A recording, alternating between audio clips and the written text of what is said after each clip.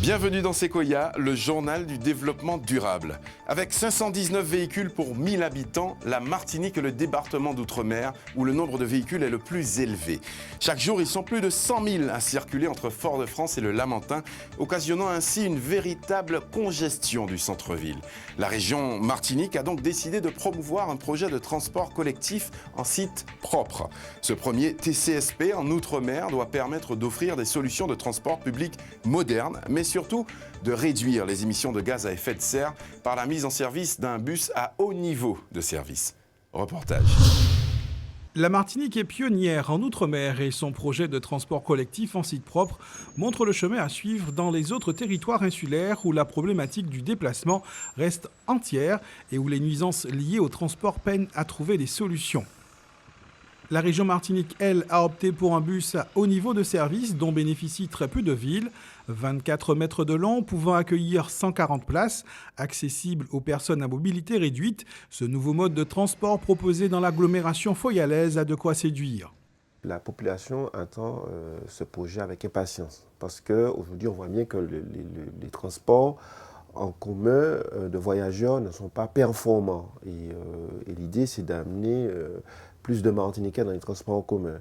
Alors, quels sont les changements importants? D'abord, le premier changement, c'est la qualité de service qu'on va amener, ce qui concerne au niveau des horaires. C'est-à-dire que l'amplitude sera de 5h à 22h, donc ce qui est nouveau. Ensuite, l'avantage, c'est qu'on pourra annoncer à l'avance l'arrivée de ce type de transport. Donc, les Martiniquais sont à quel moment ils pourront le prendre, à quel moment ils vont arriver au point où ils le souhaitent.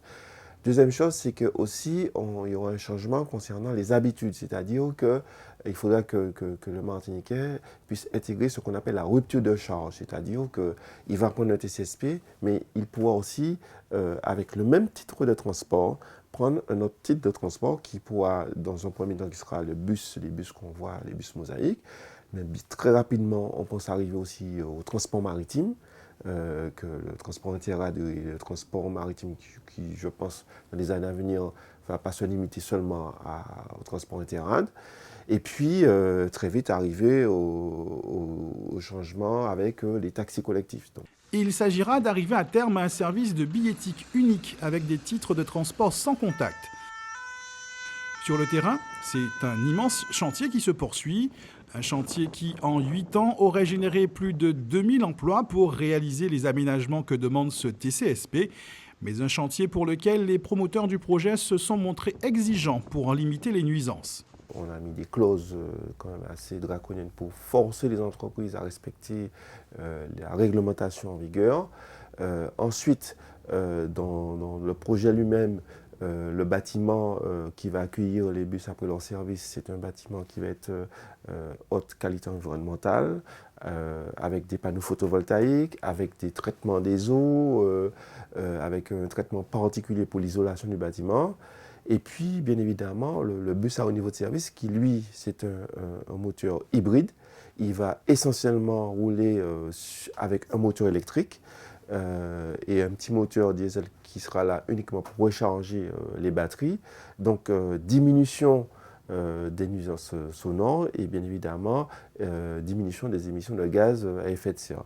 Les 2 lignes de TCSP relieront le centre-ville de Fort-de-France et le Lamentin en empruntant un couloir dédié permettant de maîtriser les horaires et la régularité que ne peuvent fournir les systèmes de transport existants actuellement dans cette zone saturée.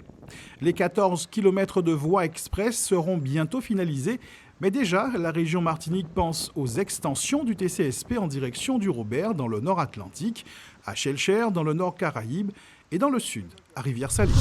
Merci de nous avoir suivis. Ainsi s'achève Sequoia, le journal du développement durable.